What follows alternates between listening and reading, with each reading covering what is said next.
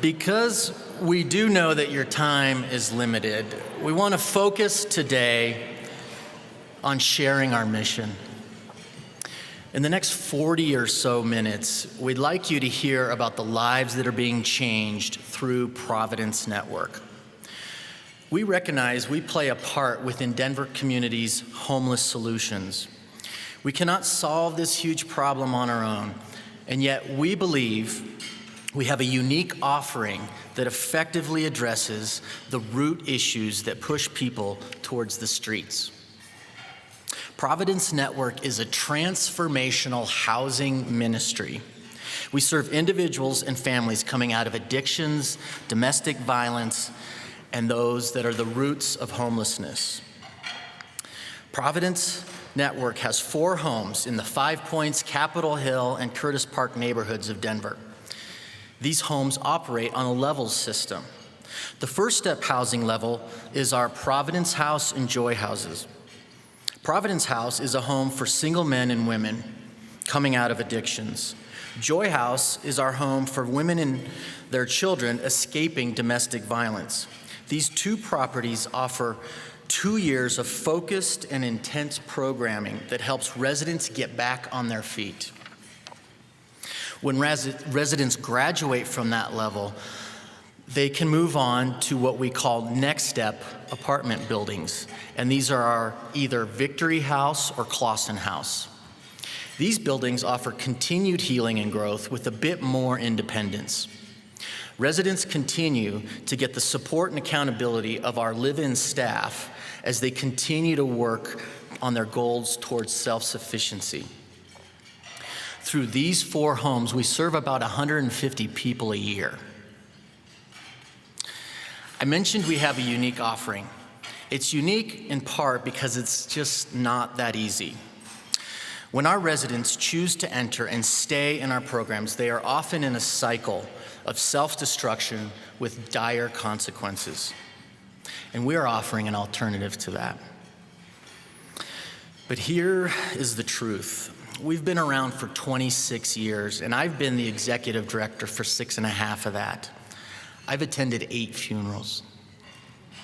From the young man who just a few months ago continued in his pattern of 1 step forward and 2 steps back in his recovery, succumbed one last time to heroin. He left our program and within a few days had overdosed on that drug in a Colfax motel. Or there's the young mom who a few years ago couldn't resist that temptation, that pull to go back to her abuser. And within a few days of leaving our Joy House, she lost her baby forever at the hands of this abusive man. I'm not flippant or cliche when I say this work that we do is a matter of life or death. And that's why we take this call very seriously. We are also unique because we take a holistic approach to residents' needs and to their healing.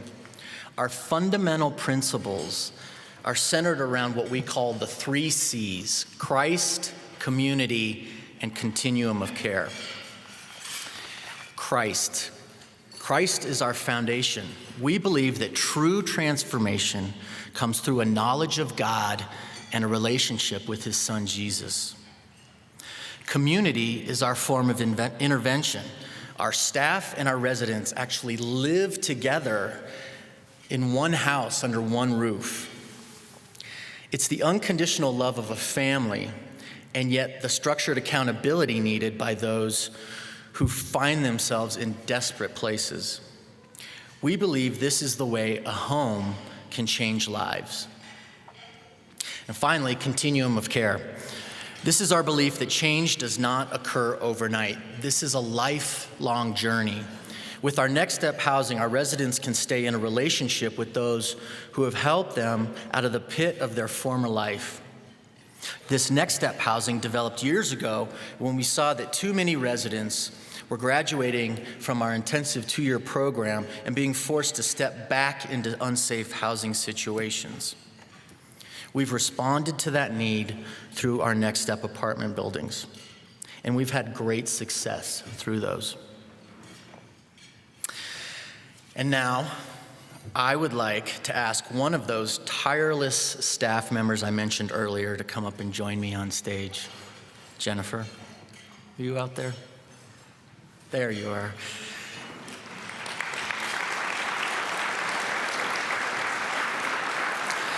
Jennifer Sheedy is a woman living out Jesus to our residents. As the house director of our Providence house, Jen eats breakfast with, has tough conversations with, and counsels men and women that she lives with. Her professional qualifications, a master's in counseling psychology and a CAC-3, which is a certified addictions counselor, prepare her with the clinical knowledge and best practices. But her heart radiates that God is for our residents and not against them. Please welcome Jennifer as she shares the story of what it's like to create family in a Providence Network home. Thank you.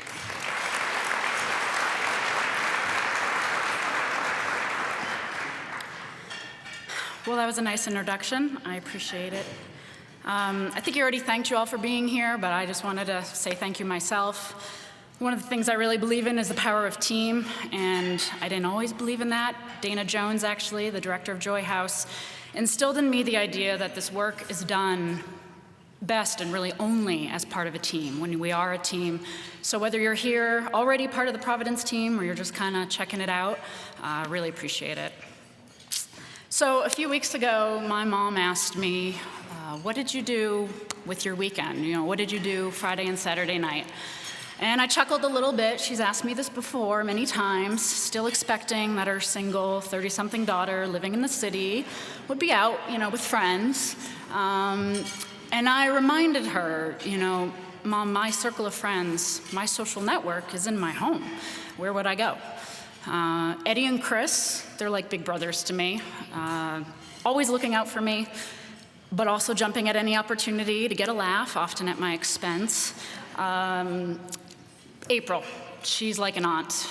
She teaches me as much as I teach her. She's got a few decades more experience. Tommy is kind of like a sister. We have been to hell and back, she and I. Home is, for me, it's where you're known. It's where relationships go beneath the surface. It's where you're most yourself, where people can poke fun at you because they've earned your trust. For me, home is Providence House, and I wouldn't want it any other way. Living with 17 residents and 4 staff is not exactly a normal lifestyle, and I realize that, and it's hard sometimes, but after almost 4 years, I really can't imagine living any other way. Working with Providence Network, you do really see the best and the worst in people. About 16 months ago, a guy named Richard came to our home to interview. He had teeth punched out, scraggly long hair, soiled clothes. He was a wreck, and he told us so. He knew it. He was much like the people we pass on the streets, the people holding signs. They know they need help, they want to change, but they really don't have any idea how. So Richard came and then, spent 16 months there. And then a couple weeks ago, we were at a house meeting. Every Tuesday night, we have a house meeting. It's our family gathering. And he's sharing with us like he does. He's very communicative and shares when things happen in his life. And he just said, I went on this camping trip last weekend. And he shares how his car broke down and how the old Richard would have welcomed the excuse to go on a binge. He then explained how instead of a binge, he spent time with God. Fighting back tears, literally, he said, and I quote, "It's a miracle that I didn't want to drink." He went on to explain how he realized throughout his time at Providence that God had literally instilled character in him, something different in him that formed new desires and new responses to life's pain. It wasn't so much that he didn't drink, it was that he didn't want to. And that was what was powerful. So really what Richard is talking about is the miracle of a new identity. And that miracle, all those miracles we get to witness, are why Providence Network exists. I'm pretty sure that when God wrote Psalm 92, Providence Network was one of the ideas in his mind. It goes like this. Planted in the house of the Lord, they will grow well in the home of our God. They will still give fruit when they are old. They will be full of life and strength, and they will show that the Lord is faithful. When people plant themselves in a Providence Network home, when they actually put roots down, God is able to literally permeate their lives and transform them from the inside out. The staff at Providence, I'm pretty sure I can speak for all of us, firmly believe that when somebody comes into one of our homes, it is because the God of this earth is pursuing them. He brings them under our roof so that he can give them the foundation they need to embrace that life of sobriety, that new life, that totally different life, and never look back. The thing is about it, like Derek mentioned, is it's not easy, and there are no shortcuts to that foundation. Addiction comes in many forms, but one thing I have learned is that recovery is always a long-term process. Whether it's recovery from substance use, self-absorption, toxic relationships, child abuse, mental illness, all those things play into the different people's stories that are in our homes. But honest relationships, which is new to most of them, takes time. Character is forged in a person's soul over time. A new identity takes root, but only over time. A lot of time. An example of this, Juanita. Juanita is an amazing woman, and she graduated in May. And looking at her on graduation day, you would never know that she had spent about 5 times in the ICU for alcohol overdose during the year before she came to us. Her graduation was glorious, but it was also painful for me because she'd become a part of our family, my family. And I looked forward to seeing her every day, and I really didn't want to say goodbye. The really cool thing was that she didn't really leave. She just moved 2 miles down the road to Clausen House. So that helped. That made it a little easier. She had made Providence House her safe haven for 2 years, and she really wanted nothing more than to extend that safety net a little longer, because she understands that her transformation is still in process. She and I hung out. I went over there a couple weeks ago. We watched TV, ate some food, laughed like old friends, and I realized that friendship, it extends far beyond our old roles of staff and resident. I used to be her care coordinator, held her accountable, but I realized this friendship is rooted in something more than just that program. That friendship is going to last for a while. I just wanted to read something really quickly because I told her that I was going to be up here talking about her because I asked her permission. And she said to me this morning at 11 a.m., she said, "Providence has changed my life in so many ways. All these years, I wanted to feel normal, and all I needed was to find the love of God and be who God intended me to be. I'm really honored you're talking about me today." So that's Juanita. So in closing, I just realized, most people in this world, they want to be happy. They want some meaning to come from their life. And Paul talks about this to me in 1 Thessalonians 2. And I believe these words are words that anyone involved with Providence can say when they look at our residents in our home. These are the words. "For what is our hope, our joy, or the crown in which we will glory in the presence of our Lord Jesus when he comes? Is it not you? Indeed, you are our glory and joy." Thank you.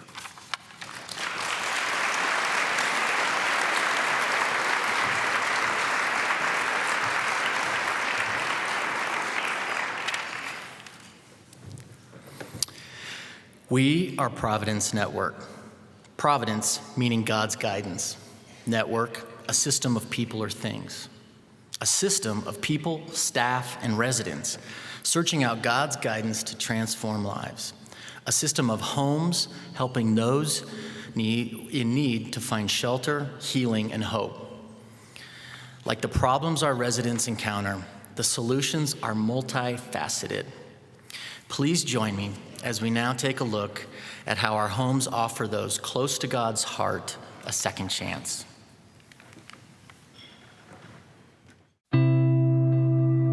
A resident's journey of transformation is just that, a journey, moving from desperation to healing and stability.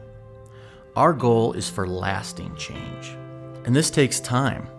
For this reason, we dedicate ourselves to doing the hard work of each step of healing.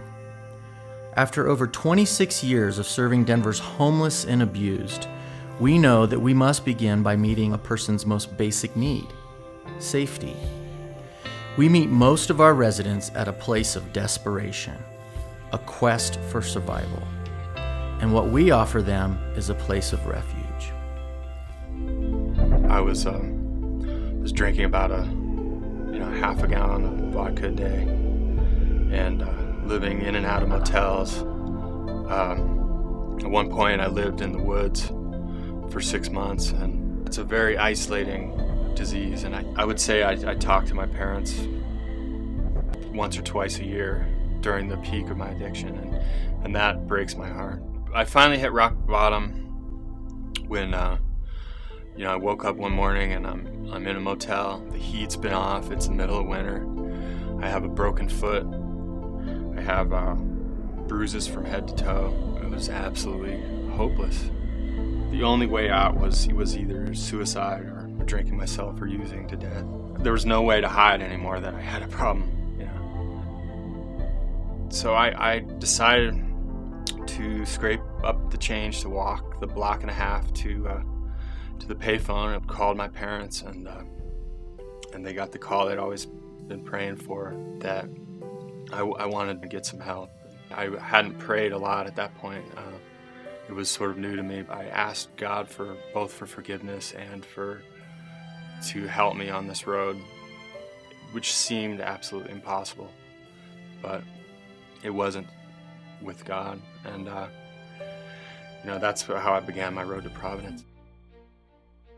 Once a resident's life has been stabilized with their basic needs of shelter, food, clothing, and health care being established, we begin to focus on healthy relationships. When our residents move into one of our First Step homes, they're not only experiencing physical safety, they are also experiencing safe relationships. Trust does not come easily or automatically. Because our staff live in the homes with our residents, they are offering a real-life model for what it is to have healthy, safe, loving relationships. Consider where Jesus met people. He met them in the everyday, normal activities. In his presence, they felt love and respect. He not only talked with the woman at the well, he sat with her. This is how the Providence Network staff approaches relationships. We sit, we listen, we eat together, laugh together, and cry together. Like any family, we share in the daily responsibilities that make our household function. As residents begin to understand what healthy relationships look and feel like, healing can begin. Our homes are filled with men, women, and children who have experienced trauma and lifetimes of abuse. Healing doesn't come quickly, but within the context of our homes, they are able to experience the freedom that safety and healthy relationships offer. This is the soil of healing and growth, where residents in our First Step homes move towards becoming self-sufficient. Case management with our staff focuses on vocational training to gain an employable skill, addictions and mental health counseling, education and spiritual nurturing. It's the nitty-gritty of everyday life. How to interview for a job, control medications, break old relational patterns, open a checking account, manage a grocery budget, excuse a sick child from school. These are daily tasks our residents have the chance to learn and practice within our community. This step is where we celebrate residents in their milestones like they've never been celebrated before. Because accomplishments like staying sober, passing GED tests, making good parenting decisions, and changing destructive habits should be celebrated. God rejoices in these victories, and so do we. Once residents achieve stability and are able to lead more independent lives, they are given the opportunity to move into Next Step housing. These are long-term apartment communities where staff and fellow residents are available for accountability and encouragement. These Next Step buildings offer First Step graduates affordable, safe, substance-free places to call home. Looking back now, it's really night and day how much my life's changed. After spending 2 years of wonderful healing here at Providence House, I was able to move into their sober living apartments called Victory House, which I think is really important for the transition phase where you start to get some more freedom, and to have that support system follow you was absolutely key for me. I was able to get enrolled in school, go in pre-med, 3.4 GPA. I have a good job that I enjoy, and I have good friends that are supportive of my sobriety. I am a changed life. As our residents move through the first 4 stages, they have been learning they have something to offer the world. They are now free to pursue their unique gifts and a purpose that extends beyond themselves. Whether they do this through simple friendship, mentoring, volunteering, or paid work, our residents understand that the larger Providence Network community invested in them, and now they should invest in others. This is not just an investment of time and talents on the part of our Next Step residents. It is a financial investment as well. The rent they pay in Next Step housing goes back into our general operating budget for the First Step homes. As residents break cycles of generational poverty, abuse, and addictions in their own families, they are helping others do the same in a holistic way. I think what's different with Providence Network and other programs is the focus on developing a personal relationship with Christ. What excites me now is to be able to give back and to change lives as they changed mine.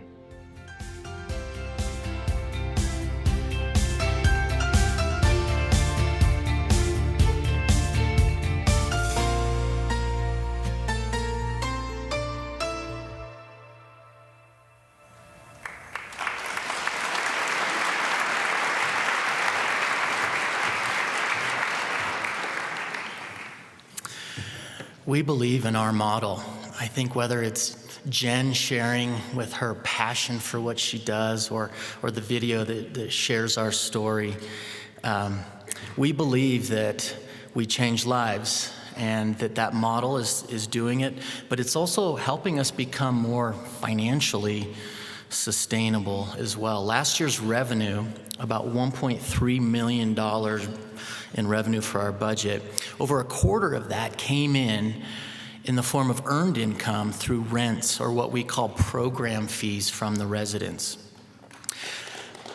Yeah. You see, not only is this an important financial base for a nonprofit like us, but it also represents that the residents have skin in the game. They are making an investment in their own recovery, and this is a very important value to our ministry. We do not receive any government funding, and we believe we steward our resources well, especially when you compare it to the alternative. A recent Denver Business Journal article stated that the average public cost of a chronically homeless person in Denver is over $50,000 annually, 50. When you add up all the expenses of detox stays, hospital stays, arrests, and court costs. Compare that to Providence Network's under $6,000 a year to serve that same resident with a holistic service approach that is geared towards lasting change. Our annual budget for this year is about $1.35 million. Today's event is the kickoff for our most important quarter of the year. As you can see on the pie chart, we expect that residents will pay in about $350,000 of that this year through rents. We receive funding from other sources as well, such as foundations, corporations, churches, and in-kind donations. We project we will receive about $500,000 from those sources this year. The remaining $500,000 comes from individuals and individual family foundations. Our goal is to raise the bulk of that amount from now until the end of our fiscal year, which ends in March. We hope to make big progress towards that goal today. So, we've discussed the guiding principles of the organization. We've heard the stories and seen the faces of the ministry, shown the stages that our residents go through in a journey towards health and stability, and now you've heard the costs and the needs of the organization. So what is next? What is next for Providence Network? Well, you heard earlier that we serve about 150 people a year. But the truth is there's thousands in Metro Denver who need what we offer. One subpopulation of this group who is particularly vulnerable to the streets is homeless youth. Over the 6,000 estimated homeless in the Denver area, 900 to 1,200 are between the ages of 14 and 24. And that number seems to be growing every year. Within that group, it's estimated that over 60% have been involved with the state foster care system. What happens to these wayward youth, these young adults? Where do they go? They have no education. Most of them dropped out of school. They have no shelter. Most of them stay under bridges at night. They have no family. They run the streets in packs of 6 or 7 kids, trying to recreate some semblance of family for protection, camaraderie, and shared resources. And by shared resources, I mean mostly things like marijuana joints, blankets, and maybe some scraps from the Safeway dumpster. We believe we're being called as a ministry to make significant impact on this population. The chance to catch a young adult early in their development and reverse the trajectory that their life has been on, has the potential not only to have a huge impact on that kid, but have ripple effects throughout the rest of the community that we all live in. That is why we, after years of prayer and consideration, have decided to take on the goal of raising $3 million over the next year and a half. We want to expand our ministry by 2 properties. One will be one of our First Step homes in partnership with Dry Bones, a local outreach ministry to homeless young adults. That home's going to serve 18 to 24-year-olds. The second property will be another Next Step apartment building for those residents and for the increased number of graduates that we're turning out through our other programs. $3 million. I know this is a big, audacious, scary number, but we are off to a good start. The Anschutz Foundation has already pledged $500,000 to this effort, and another individual donor has already written a $42,000 check. But really, more than considering the expense of the remaining amount, we as a body must consider the cost of not serving this population. So that's our goal, and this is our vision for the future, one that I am very excited to share with you and consider you our supportive family, so I want to share that news firsthand with you. If you're interested in hearing more about the capital campaign and think that you might have the time, talents, or treasure to help participate, then we'd love to hear from you, and you'll get a chance to do that here in a moment. However, today's goal is to raise donations for our operating budget. That money goes to keeping our current 4 homes operating throughout the year and for the residents that we already are serving.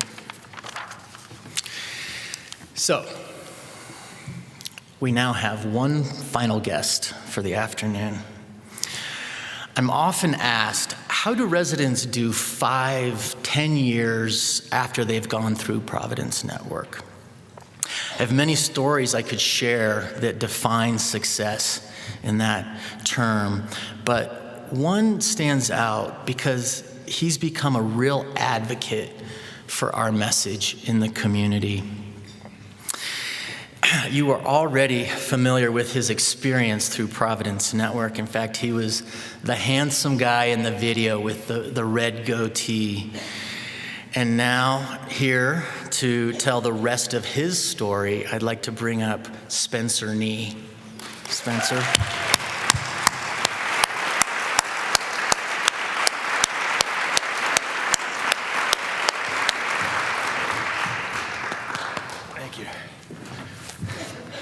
Well, thank you. Did you guys try that cake? I think I'm going to need a new treatment program after this. Thank you. I'm really honored to be here and share a bit of an update about my happenings. Before coming here, I was discussing this talk with a buddy of mine. He said, just avoid trying to sound smart or well-spoken or charming. You know, just be yourself. Like, thanks, I think. No, I'm deeply honored to be here, as I realize that if it weren't for the continuing support of the people in this room, I would have likely lost my health, my freedom, or even my life by now. As you know, or as you just saw a bit of my testimony in the video, I won't spend a lot of time talking about my past. But about 6.5 years ago, I walked into the doors of Providence House in my 20s after years of homelessness, brought on by a combination of bad choices and life-threatening alcoholism. All I had to my name was the clothes on my back, and I couldn't imagine living past my 30th birthday, as years of addiction and homelessness had worn me down into an existence of utter hopelessness. I remember meeting Derek, Denise, Dana, Karen, Tracy, Andy, Brad, Todd, Ashley, and all the others, and being welcomed with open arms to be treated for the first time in several years like a person that deserved to be loved. I was hesitant, for I didn't think that I was worthy of being loved back then, but now I know that God has always loved me and wanted the best for my life. The structure and safety that Providence House provided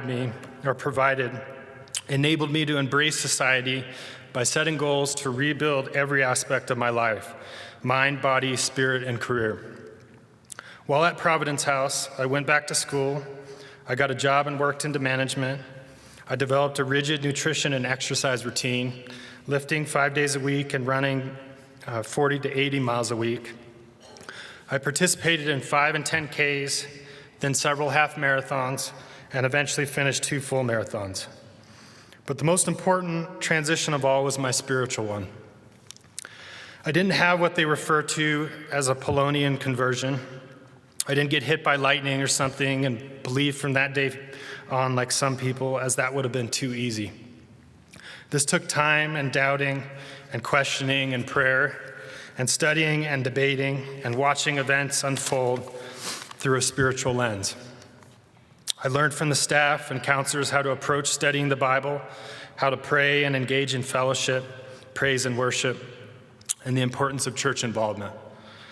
These role models helped me develop a moral compass to guide my actions and taught me how to apply biblical principles into my everyday life. I began a spiritual routine which has changed my life more than anything else because it has helped me develop and build my relationship with Christ. To this day, I wake up each morning and spend time with God, reading the Bible, running through a gratitude list, which as time passes just keeps getting longer. I pray for others and then pray for the Holy Spirit to guide me through the day and provide me with wisdom and patience. I have experienced God speak to me in very personal ways. Supposed coincidences have unfolded before my eyes, and hindsight has revealed patterns of events that couldn't have possibly happened without the direction of not only a higher power, but a God that deeply loves and cares for me. I spent 2 years at Providence House, graduated from the program, and moved into Victory House, one of the Next Step apartment communities. Here I spent another 1.5 years benefiting from sober neighbors and the support and guidance from the staff while I relearned how to live independently and do it sober. At the time the video was filmed, I was at Victory House and had narrowed my academic focus to either RN or PA programs. I was accepted into an RN program in Lamar. I bought and remodeled a house, got involved with a church, met some sober Christian friends, led study groups at the college, and graduated nursing school at the top of my class with a 4.0 GPA.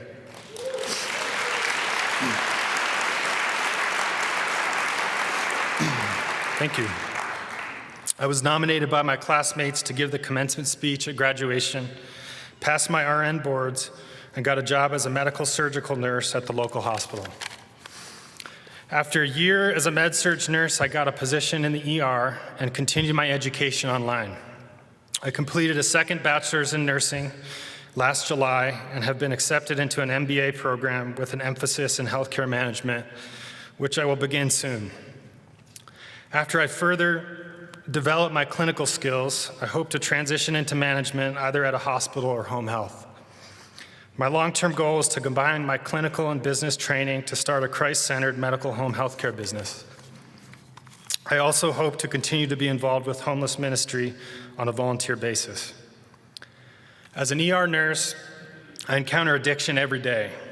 I've assisted in saving numerous lives during drug and alcohol overdoses and find that my testimony has enabled me to break through some of the barriers with patients and their families as I guide them down the tricky path to recovery.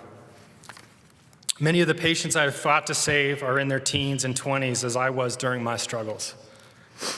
I must say that I got really excited when I heard the news about the network's goal to partner with Dry Bones and add a First Step transitional home to serve homeless young adults ages 18 to 24.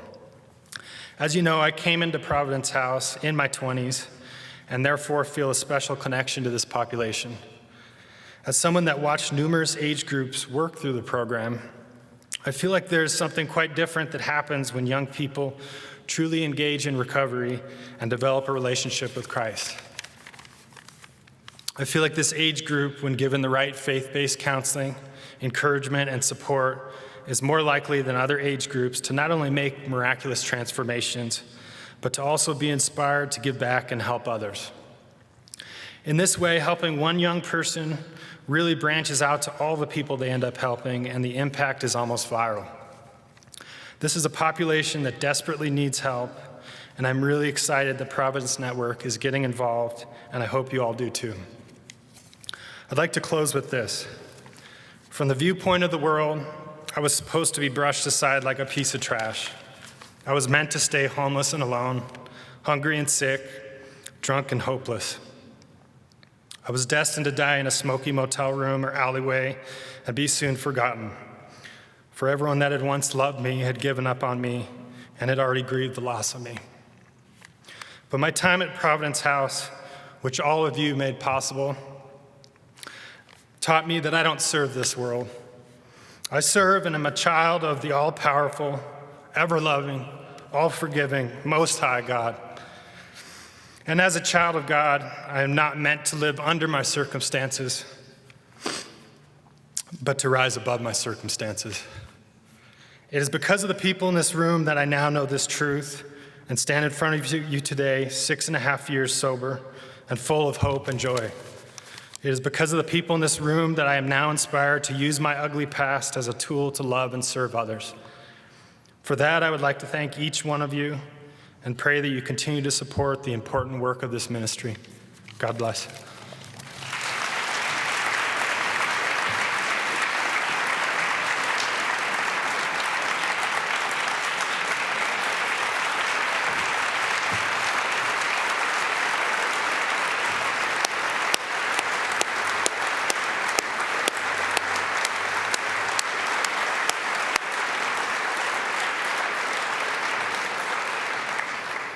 Thank you, Spencer.